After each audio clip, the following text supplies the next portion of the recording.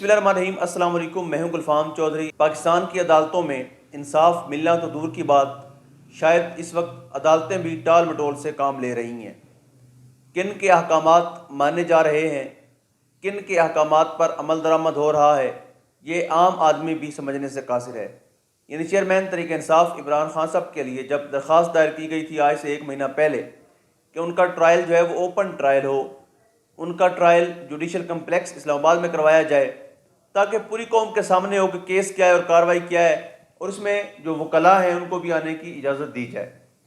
لیکن 1 ماہ کے بعد یعنی طویل تر بحث بھی ہوتی رہی، چیف جسٹس اسلام آباد ہائی کورٹ خود اس کو سماعت کرتے رہے، اور 1 مہینے کے بعد انہوں نے یہ فیصلہ دیا کہ چونکہ عمران خان صاحب نے کہا تھا، کب کہا تھا؟ جب وہ بری تھے، تب کہا تھا چونکہ کہ مجھے عدالتوں میں سیکیورٹی نہیں مل رہی، یعنی اس چیز کو بہانہ بنا کر ان کی اس کارروائی کو جو جیل کے اندر ہو رہا ہے ٹرائل، اس جیل ٹرائل کو جائز قرار دینے کے لیے چیف جسٹس اسلام آباد ہائی کورٹ نے اس چیز کا بہانہ بنایا جو بہت پہلے گزر چکی ہے۔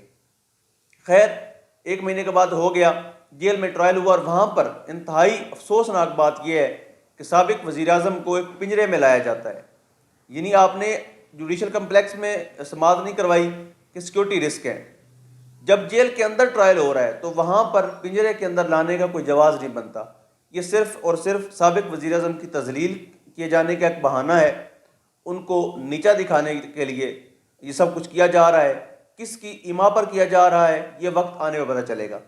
برصورت آج بھی سائفر کیس کی سماعت تھی، اس میں فرد جرم عائد ہونا تھی، کاپیاں جمع کروا دی گئی ہیں، مگر اصل سائفر کی جو کاپی تھی، اصل سائفر کی کاپی جو ہے وہ جمع نہیں کروائی گئی، جس کی بنا پر جو فرد جرم عائد ہونے کی تاریخ تھی وہ مزید آگے چلی گئی ہے، 23 تاریخ پڑ گئی ہے۔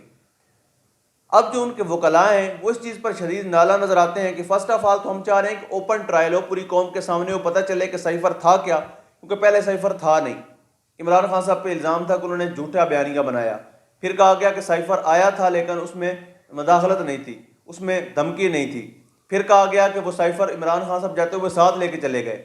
اب کہہ رہے ہیں عمران خان صاحب نے اس میں رد و بدل کی، کبھی کوئی بہانہ کبھی کوئی بہانہ، لیکن یاد رکھیں آفیشیل سیکرٹ ایکٹ لگانے کے لیے راستہ ہموار کیا جا رہا ہے، اور آج ان کے وکلاء نے بھی اس چیز کا دعویٰ کیا ہے۔ ان کو یہ خدشہ ہے کہ آنے والے دنوں میں اس چیز کو بنیاد بنا کر ملٹری ٹرائل بھی شروع کیا جا سکتا ہے عمران خان صاحب کا۔ اور کل FIA کے پروسیکیوٹر کہہ چکے ہیں کہ سائفر کیس میں خان صاحب کو عمر قید یا سزائے موت بھی ہو سکتی ہے۔ تو آپ دیکھ لیں کہ پاکستان کی عدالتیں ایک ایسے کیس کو جو سرے سے بنتا ہی نہیں ہے، یعنی ایک بندہ 33 دن تک وزیر اعظم رہتا ہے، اس کے اوپر یہ کیس بنا دیا گیا ہے، لیکن جو 16 ماہ رہا ہے وزیر اعظم، جس کے پاس یہ سائفر موجود تھا، جو اس پہ نیشنل سیکیورٹی کی میٹنگ کرتا رہا ہے، یعنی ان کو پوچھنے والا ہی کوئی نہیں ہے۔ جس کے پاس ایک چیز 16 ماہ رہی ہے اس کو کوئی نہیں پوچھ رہا، لیکن اس سائفر کے آنے کے بعد جس کو فوری طور پہ اس پہ عمل درآمد کرتے ہوئے اپنے آقا کے حکم پہ رجیم چینج ہوتا ہے، اس کو ہٹا دیا جاتا ہے، اس کے اوپر سائفر کیس ڈال دیا گیا۔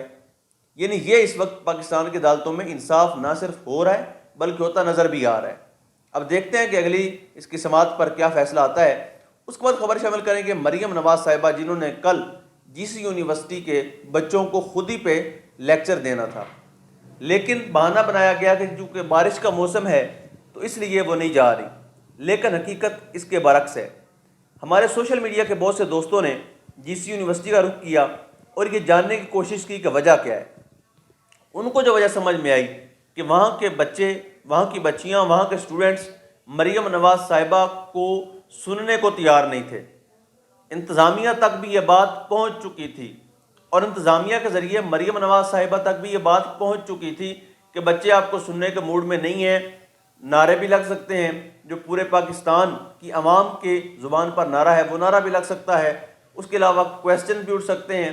اور آپ کو پتہ ہے کہ شریف خاندان کویسچن سننے میں بہت زیادہ سخت نظر آتے ہیں، ان کو یہ بالکل پسند نہیں ہے کہ بادشاہ سلامت کے سامنے کوئی سوال کرے یا بادشاہ شہزادی جو ہیں ان کے سامنے کوئی سوال کرنے کی جسارت کرے۔ جو سوال کرتا ہے بعد میں اس کا جو یہ حال کرتے ہیں وہ شاید ناقابل بیان ہوتا ہے۔ یعنی منصور علی خان کے ساتھ ایک جو سکرپٹ تھا وہ لیک ہونے پہ منصور علی خان جو اتنا سینئر جرنلسٹ ہے اس کو بھی جاب سے ہاتھ دھونے پڑتے ہیں۔ اعظم چودھری صاحب ایک سوال کرنے کی جسارت کرتے ہیں تو ان کو نوکری سے ہٹا دیا جاتا ہے۔ اس خاندان کے سامنے کویسچن کرنا بہت مشکل کام ہے، اس لیے اس دورے کو ملتوی کیا گیا۔ اور ساتھ ہی ساتھ اس وقت ایک اور بے شرمی، ڈھٹائی اور جو کی ایک مثال ملتی ہے جو نگران حکومت کر رہی ہے کہ نگران حکومت کا کام شفاف الیکشن کروانا ہے۔ یعنی پاکستان کی عدالتوں سے سزا یافتہ مجرم مفرور بگوڑا یہاں سے 50 روپے کے اسٹامپ پیپر بائر گیا تھا اور پاکستان کے جوڈیشل سسٹم کو چیلنج کر کے گیا تھا، اور شاید لندن میں بار بار وہ بیٹھ کر یہ پیغام بھی آپ کو دے رہے تھے کہ آپ کا جوڈیشل سسٹم چاہتے ہوئے بھی مجھے کچھ نہیں کر سکتا۔ وہ بندہ سکون سے بیٹھ گیا ہے، موجود اڑا کے واپس آ رہا ہے، اور آپ استقبال کے لیے کہ جیسے پتہ کوئی امام انقلاب آ رہا ہے، اور اس طرح کا ایک وہ ہوا بنانے کی کوشش کی جا رہی ہے کہ جیسے کوئی بڑا انقلابی لیڈر آ رہا ہے، بھائی ڈیل کر کے گیا تھا اور ڈیل کر کے واپس آ رہا ہے۔ اور مسلم لیگ نون کی یہ تاریخ رہی ہے کہ ہمیشہ سے انہوں نے ڈیل کے ذریعے سے جو ہے وہ اقتدار لیا ہے، اور جب بھی ان کو کک آؤٹ کیا گیا اقتدار سے، انہوں نے ہمیشہ کی طرح ڈیل کی اور ان سے فرار ہوئے۔ یہ بہادری، دلیری عمران خان سے ان کو سیکھنی چاہیے، جس کے اوپر 200 زائد مقدمات ہیں۔ آج اس پہ ہر طرح کا پریشر ہے، اس کی پارٹی اس کو چھوڑ کے جا رہی ہے۔ ابھی جو فروخت بی کی پریس کانفرنس آئی ہے، اس نے تو کسر ہی کوئی نہیں چھوڑی۔ اب اس کے پس پردہ کیا مجبوریاں ہیں وہ ایک الگ بات ہے، لیکن جانے والے چلے بھی جاتے ہیں، لیکن اچھے طریقے سے چلے جاتے ہیں۔ عثمان ڈار کی پریس کانفرنس آئی ہے، پتہ چل رہا تھا کہ اس کو مجبور کیا گیا ہے۔ صداقت عباسی کی صورتحال ہمارے سامنے تھی، اس کی شرٹ الٹی پہنی ہوئی تھی، منہ پہ نشان نظر آ رہے تھے۔ یعنی پتہ چل جاتا ہے کون مجبوری میں جا رہا ہے اور کون ہے جو اپنے مفادات کے تحفظ کے لیے کسی اور پارٹی کا انتخاب کر رہے ہیں۔ یہ بڑا کلیئر نظر آ جاتا ہے۔ وفا نبھانے والے نبھا جاتے ہیں۔ دوسری بات، اس وقت جو خاص طور پہ پنجاب کے اندر جو جہاں جہاں پہ پوسٹر لگائے گئے نواز شریف صاحب کے استقبال کے لیے، وہاں پہ جو اسٹوڈنٹس کی گرفتاریاں ہوئی ہیں وہ بھی قابل مذمت ہیں۔ یعنی اسٹوڈنٹس جو ہیں وہ پوسٹر پھاڑ رہے ہیں، وہ اپنا غصہ نکال رہے ہیں۔ اب ڈیفینیٹلی ایک قوم پہ آپ نے 16 ماہ مظالم کے پہاڑ توڑے ہیں، یعنی ہم جب پبلک میں جاتے ہیں لوگ گالیاں دے رہے ہوتے ہیں، استقبال کیا کرے گی قوم آپ کا؟ ان بچوں کی گرفتاری کی گئی، اس کے ریئیکشن میں ہمیں اتنی زیادہ سوشل میڈیا پہ ویڈیوز دیکھنے کو مل رہی ہیں کہ جہاں پر ان بچوں کو میاں صاحب کا پوسٹر نظر آتا ہے وہ اس کو پھاڑ دیتے ہیں۔ برصورت گن پوائنٹ پر جتنی بھی آپ پارٹیاں چھڑوا لیں، اس پارٹی کا نظریہ نہیں مرتا ہوتا، اس پارٹی کا نظریہ مزید مضبوطی پکڑتا ہے۔ عمران خان کو اب جتنی بار گرانے کی کوشش کر رہے ہیں وہ اتنا زیادہ اٹھ رہا ہے۔ اور یاد رکھیں، جو پارٹیاں چھوڑ کر جا رہے ہیں، جن کے اوپر مشکلات آ رہی ہیں، لیکن ایک شخص مرد مجاہد آپ کو بار بار یاد آئے گا کہ ہر کوئی عمران ریاض خان نہیں ہو سکتا جو ہر طرح کے مظالم برداشت کرے۔ 140 دن کی قید، فزیکلی ٹارچر، مینٹلی ٹارچر، ان کی جو حالت تھی جب وہ سامنے آئے ہمارے سامنے، لیکن وہ کسی کے خلاف وعدہ معاف گواہ نہیں بنے، کسی کے خلاف انہوں نے کوئی بیان نہیں دیا، بلکہ آ کر یہی کہا کہ الحمدللہ میں نے لڑائی پوری لڑی ہے اور جیت کر آیا ہوں۔ پاکستان کو ایسے بیٹوں کی ضرورت ہے جو پاکستان کی آن کے لیے، پاکستان کی شان کے لیے، پاکستان کی بقا کے لیے، پاکستان کی بہتری کے لیے کل بھی کام کرتے تھے، آج بھی کر رہے ہیں، اور اتنے سارے مظالم برداشت کرنے کے بعد بھی وہ اس چیز سے پیچھے ہٹنے کو تیار نہیں ہے۔ وہ اب بھی پاکستان کے لیے سوچتے ہیں، پاکستان کے لیے ان کا دل دھڑکتا ہے۔ وہ جب بولتے ہیں پاکستان زندہ باد بولتے ہیں، وہ جب بولتے ہیں پاکستان کی بہتری کے لیے بولتے ہیں، جب سوچتے ہیں پاکستان کی بہتری کے لیے سوچتے ہیں۔ آخر میں بس اتنا کہنا چاہوں گا کہ اس وقت پاکستان کی سیاسی صورتحال میں جتنا بھی ہیرو بنا لیں میاں صاحب کو، جو ایک مفرور اشتہاری ملزم ہے وہ اشتہاری ہی رہتا ہے، مفرور مجرم ہی رہتا ہے۔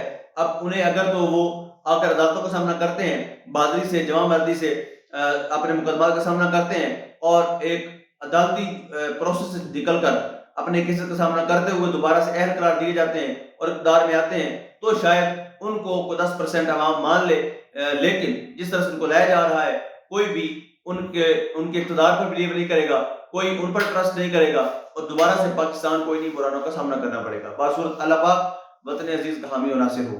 پاکستان زندہ باد۔